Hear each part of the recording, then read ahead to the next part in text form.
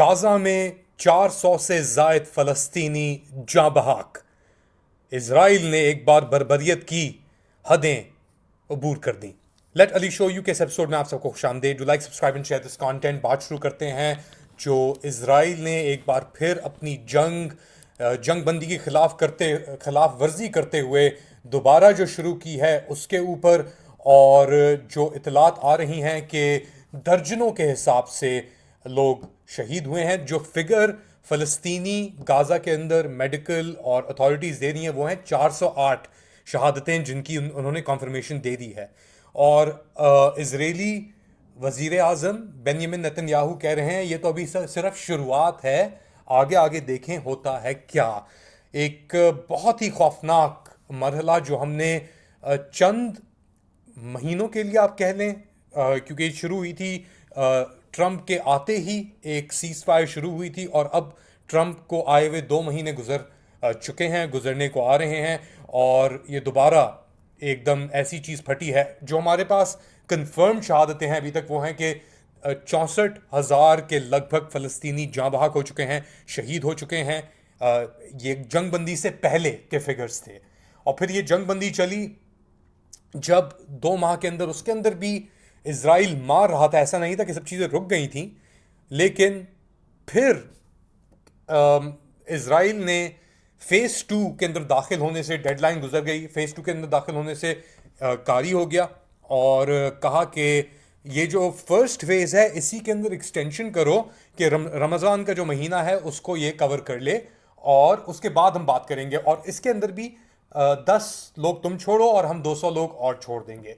तो इसके ऊपर हमास ने कहा कि भाई ये तो खिलाफ वर्जी है, जो आपने एग्रीमेंट मुआहिदा हमसे किया था उसकी खिलाफ वर्जी है। तो ये तो हम नहीं मानते कि आप सीज फायर, पहले फेज की सीज फायर को एक्सटेंड कर लें, क्योंकि आपने तो फेज 2 और फिर फेज 3 के अंदर एक फाइनल अग्रीमेंट करना था जंगबंदी का। तो इसके ऊपर फिर बेंजामिन नेतन्याहू ने पहले बॉर्डर बंद किया रफा के साथ, उसके बाद उसने पानी और बिजली बंद की पूरे गाज़ा के अंदर, और फिर अब यानी आप लगा लें कि 19वां 20वां रोज़ा होने को आ रहा है, और इसके दौरान ये चीज़ नेतन्याहू ने फिर शुरू कर दी, और ये कह रहे हैं कि हम यहाँ पे अब नहीं रुकेंगे, ये सिर्फ एक शुरुआत है। हमास का मौक़िफ़ यही रहा है कि इजराइल ने खिलाफ वर्जी की है। ये पूरा जो मुआहिदा था उसका एक फेज़ 1, फेज़ 2, फेज़ 3 होने थे, उसकी कंप्लीट खिलाफ वर्जी की है, और इसके बाद कोई चांस नहीं है कि चीज़ें बेहतरी की तरफ आएंगी। अच्छा, ये भी इतलात आ रही थी कि कुछ लोग जिनके रिलेटिव्स, ख़ानदान वाले या अभी तक यरगमाल हैं, हॉस्टेज की फैमिलीज़ ने गाज़ा के बॉर्डर और इर्द गिर्द के जो एरिया से उसके अंदर एक ह्यूमन चेन भी बनाने की कोशिश की कि किसी तरीके से जो ग्राउंड असॉल्ट है, ये तो अभी सिर्फ हवाई कार्रवाई हो रही है, जो इसराइल बम गिरा रहा है गाज़ा के ऊपर। अब ग्राउंड असॉल्ट जो शुरू होगा इसके साथ साथ कि पोजीशन दोबारा अंदर मूव करेगी इसराइल, सर्टन एरियाज को टारगेट करेंगे, उनके पास भी रिकॉनेसेंस होगी और डिटेल्स होंगी, उनको ओवरफ्लाइट डिटेल्स ऐसी मिल रही हैं ब्रिटानिया से, अमेरिका से और एलाइज से।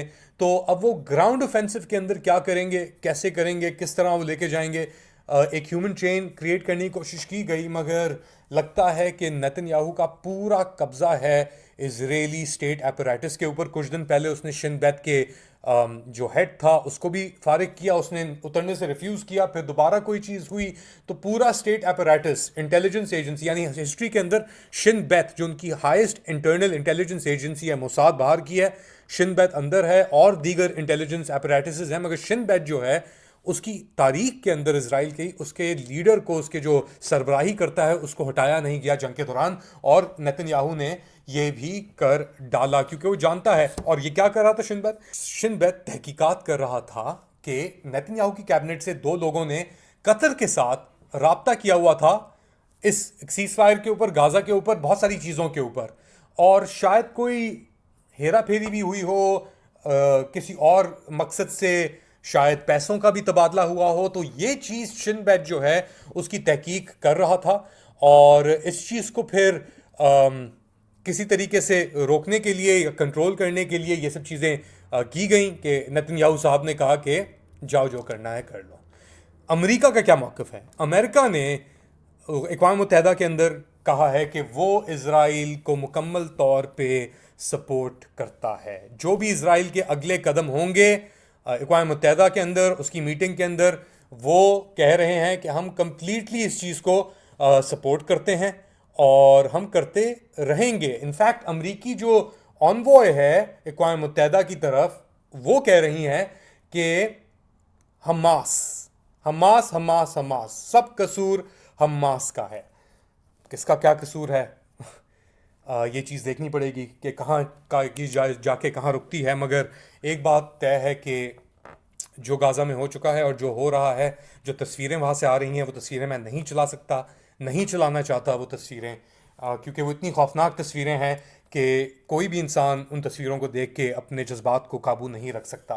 तो वो तस्वीरें दिखाती हैं बच्चे जो रद्द हो चुके हैं, उनके कपड़े हैं मौजूद, जिस्म के हिस्से हैं कुछ मौजूद, मगर ज़िंदगियां अब नहीं हैं। वो दिखाती हैं सफ़ेद चादरें और प्लास्टिक, वो दिखाती हैं चिल्लाते हुए लोग, बाप, और ये स्ट्राइक्स बेसिकली जिस तरीके से की गई वो हमारे सामने अब चीज़ आ रही हैं।